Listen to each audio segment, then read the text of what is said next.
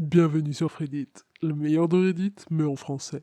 Aujourd'hui, je vous raconte les histoires de personnes qui veulent le beurre, l'argent du beurre, la crémière et probablement toute l'exploitation agricole aussi. La première histoire a pour titre « Il ne sait pas que je suis le proprio de son logement ». Je suis un homme de 30 ans, je travaille dans les nouvelles technologies, je dépense très peu d'argent et 90% de mes revenus sont investis dans mon business immobilier, la location de logements. La sécurité sociale ne vaudra plus rien quand je serai vieux, les boomers l'ont flingué, donc j'ai fait mes propres réserves pour ma retraite. J'ai un employé qui gère mes propriétés au quotidien, donc je rencontre généralement pas mes locataires en face à face. J'adore faire des travaux et tout type de projets manuels, donc quand j'ai du temps libre, je fais les réparations nécessaires et des améliorations sur mes logements. Ça me fait économiser beaucoup d'argent. Je me trouve sur une de mes propriétés, composée de 8 appartements. Je fais des travaux de maçonnerie. Je suis arrivé vers 6 heures du matin, samedi matin. J'ai travaillé pendant 5 heures, et maintenant, je suis assis. Je mange mon déjeuner et je scrolle sur mon téléphone pendant ma pause. Arrive alors un boomer de 72 ans, un de mes locataires qui s'appelle Martin. Je l'ai jamais rencontré avant parce que mon employé s'est occupé de la signature du bail. Mais je sais tout de Martin. Ses revenus, à 100% de la sécu, les termes de son contrat, ce à quoi ressemble son appartement, etc. C'est là que la conversation suivante a lieu. Martin. Assis pendant le boulot, hein? Et il me lance en même temps un petit sourire satisfait. Moi. Ouais, je fais une petite pause avant de m'y remettre. Martin. C'est ça le problème avec votre génération. Vous n'avez aucune conscience professionnelle. Vous avez toujours besoin de repos. À quoi est-ce que vous êtes payé, franchement? Moi. Pardon? Je travaille depuis 6 heures du mat pour réparer ce mur. Je prends juste une petite pause. Laissez-moi tranquille, s'il vous plaît. Martin. Vous êtes assis, vous n'êtes pas en train de travailler. Aucune conscience professionnelle. Je parie que vous êtes en train d'être payé pour cette pause en plus. C'est pour ça que votre génération ne possède rien. C'est pour ça que vous n'avez pas les moyens d'acheter une maison et que vous voulez Kamala Harris au pouvoir pour effacer vos prêts étudiants. Il m'a fallu 1 minute pour être sûr que j'avais bien compris ce qu'il venait de me dire. Ça m'a vraiment mis hors de moi. Parce que ça faisait des heures que je faisais de la maçonnerie sur mon propre bâtiment, dans lequel Martin loue un appartement. Moi. En fait, Martin, je m'appelle John. Vous devriez rentrer dans votre appartement 104D et relire votre bail. Parce que vous vous rendrez compte que je suis propriétaire de ce bâtiment. Je fais mes propres travaux de maintenance. Ça fait 5 heures que je bosse sur ce mur. C'est avec mon employé Kevin que vous avez signé les papiers. Maintenant que j'y pense, votre bail se termine en mars, non? Vous pouvez vous attendre à ce qu'il soit pas renouvelé. Martin a eu l'air de faire un court-circuit. Silence total pendant 15 secondes, alors qu'il devenait de plus en plus rouge de colère. Puis il se met à me crier dessus, que je suis fainéant et un menteur, et qu'il dira au manager de la propriété que je m'assois pendant que je devrais être en train de travailler. Puis il parle en hurlant qu'il va appeler les flics parce que je le harcèle et que j'ai rien à faire sur sa propriété. Le lundi suivant, Kevin, mon employé, me dit qu'il a reçu un mail où Martin se plaint d'un travailleur fainéant qui l'a insulté. J'ai dit à Kevin de pas renouveler le bail de Martin quand il arrivera à échéance au printemps. Ça l'obligera à partir. Va te faire voir, Martin. Bon, dans l'ensemble, je trouve que les lois américaines protègent très mal les individus, et c'est le cas pour les locataires, qui peuvent se retrouver à la porte tous les ans quand le bail arrive à échéance. Mais j'avoue que dans ce cas-là, j'ai ressenti une petite satisfaction coupable en apprenant que Martin se retrouverait à la porte. Mais sérieux, c'est quoi l'intérêt d'insulter les gens qu'on croise comme ça? Il avait juste à se taire et garder son logement, quoi. Oh là là, Martin. Bref, OP, je comprends ta réaction en vrai. L'histoire suivante a pour titre Il gagne un dîner et perd un client. Un an après avoir déménagé à Londres, je suis en mission dans une banque parisienne. Comme c'est mon anniversaire, j'organise un dîner au restaurant avec des amis que j'ai pas vus depuis un moment. Malheureusement, certains de mes collègues ont entendu et décident de s'inviter. Un de mes amis d'enfance était là, Guillaume. Il est chirurgien spécialisé en reconstruction faciale et travaille pour Médecins sans frontières. Il a 50 plus que moi, mais je suis sorti avec sa sœur pendant un moment avant qu'elle nous quitte définitivement. J'ai fait mon maximum pour elle, j'ai essayé de la soutenir comme je pouvais, c'est une des raisons pour lesquelles il m'a toujours apprécié. Les traders de la banque se vantaient de l'argent qu'ils gagnaient. Ils demandent à Guillaume combien il gagne. Il leur donne le chiffre, c'est vraiment pas grand-chose. Ils se mettent à se moquer de lui. Quand vient le moment de l'addition, ils font tout pour me laisser payer leur part. C'était franchement plus que ce que je pouvais me permettre. Guillaume intervient et paie discrètement avant que la situation s'envenime. Le lendemain au travail, les deux idiots viennent me demander si je me sens mal d'avoir laissé Guillaume payer. Je dis que non, pas du tout, parce que Guillaume est riche. Sa famille est genre la 5e plus riche de France. C'est juste que lui s'en fout de l'argent. Il vit seul dans un hôtel particulier de 200 mètres carrés, sur l'une des avenues les plus huppées de Paris. Il n'a pas besoin d'être payé par MSF. D'ailleurs, il fait un don à MSF du montant de son salaire. Tout à coup, ils sont très intéressés de savoir quand notre bon ami Guillaume revient, parce qu'ils ont des opportunités d'investissement à lui présenter pour lui et sa famille. À midi, Guillaume vient me chercher pour aller déjeuner tous les deux. Les téléphones portables étant interdits à mon étage, la réceptionniste annonce au haut-parleur Monsieur Guillaume Intel pour moi à la réception. Il a un nom de famille très particulier, facile à reconnaître. Le chef des deux idiots de la veille entend le nom et le reconnaît tout de suite. Il fonce sur Guillaume et commence à se présenter. Guillaume le coupe direct en lui disant que deux de ses employés avaient essayé de forcer un de ses meilleurs amis à payer leur addition au resto. Donc non seulement il fera pas appel à leur service, mais en plus il essaiera de convaincre son père de faire appel à une banque ayant de meilleurs principes. Pendant qu'on partait, j'ai entendu le chef passer un savon aux deux idiots. Bon, alors je suppose que le grand mystère de cette histoire, c'est quand même bien sûr qui est Guillaume.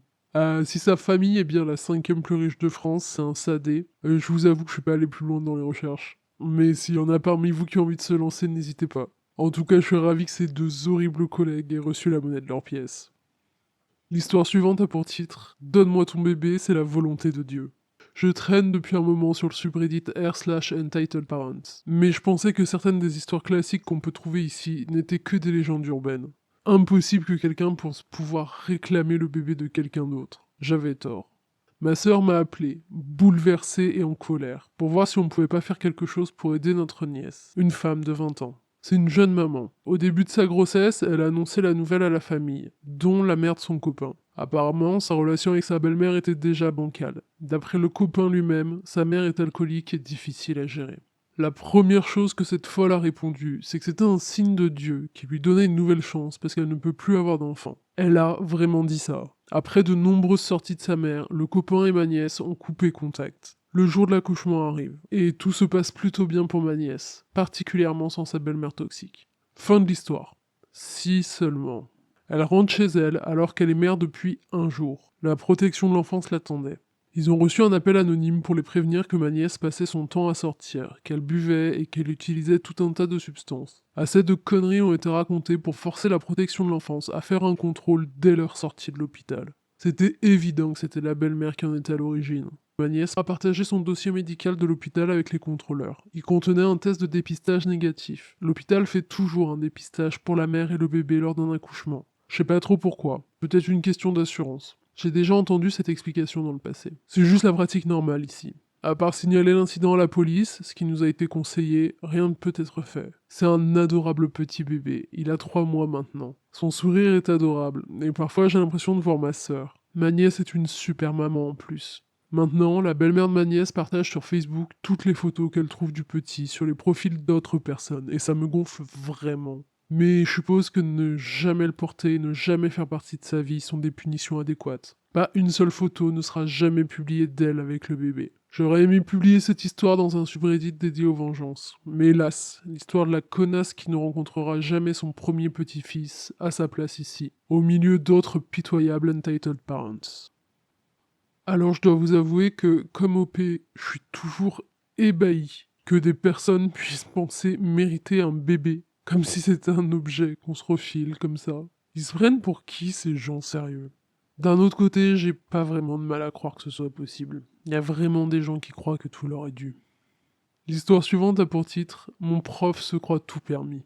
J'ai lu une histoire similaire sur Reddit, et je me suis dit que je partagerais avec vous l'histoire de la fois au lycée où mon prof, homme 42 ans, m'a confisqué mes médicaments, fille 16 ans. Cette histoire s'est passée il y a déjà quelques années, pendant un cours de maths au lycée. J'ai beaucoup d'anxiété, et couplé avec mon TDAH et mon autisme, ça peut donner des crises d'anxiété vraiment horribles. À cause de tout ça, j'ai des médicaments qui calment mon anxiété quand je sens que je vais commencer à trembler. Les symptômes sont assez simples à reconnaître. J'ai l'impression que mon cœur va exploser, j'ai du mal à respirer, je deviens parano, je tremble. Et ensuite, je commence à pleurer de manière incontrôlable.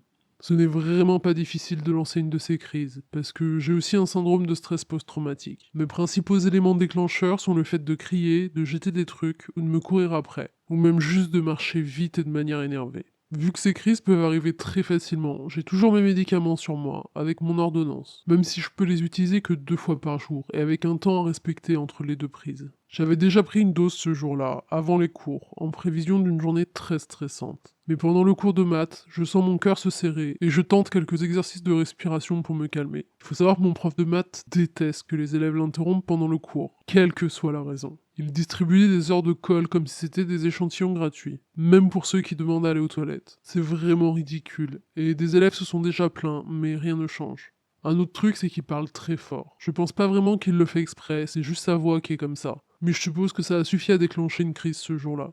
J'aurais pu gérer ma crise s'il m'avait laissé aller chercher de l'eau pour prendre mon cachet. Mais quand j'ai demandé si je pouvais aller aux toilettes pour boire, il m'a regardé en fronçant les sourcils.